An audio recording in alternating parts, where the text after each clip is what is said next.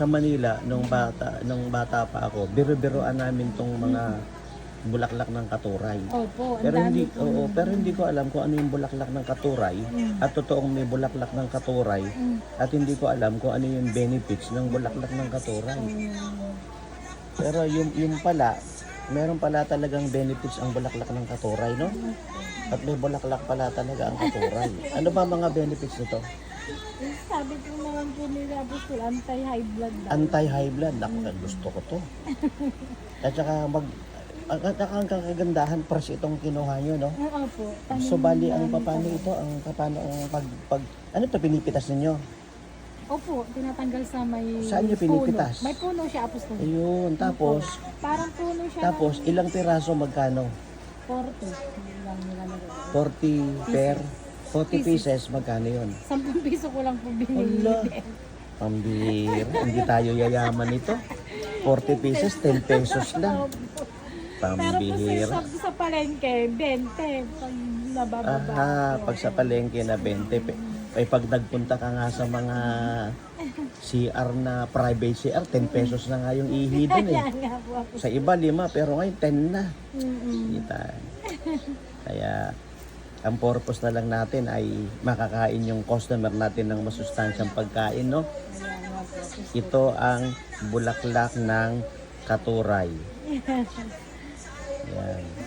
Dapat po mas damihan mo, apostol. Yun. Oh, ito pa ang bulaklak ng katuray. Ang dami pa, oh. Dami pa. Oh. Dami pang bulaklak ng katuray.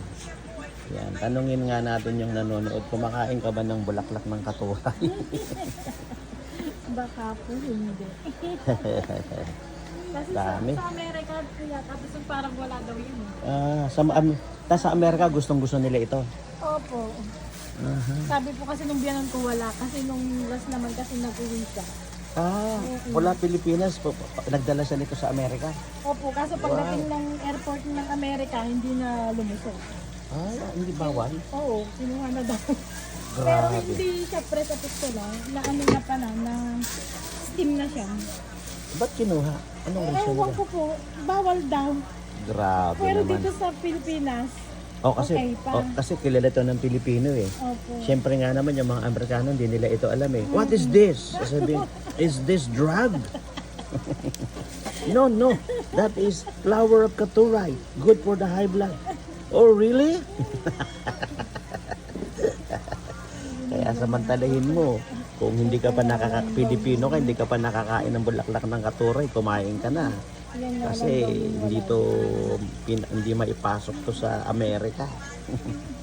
Ang bulaklak ng katuray. Yan, ayan. Ayan si Ate Cherry. Ang katuray girl. Katuray girl.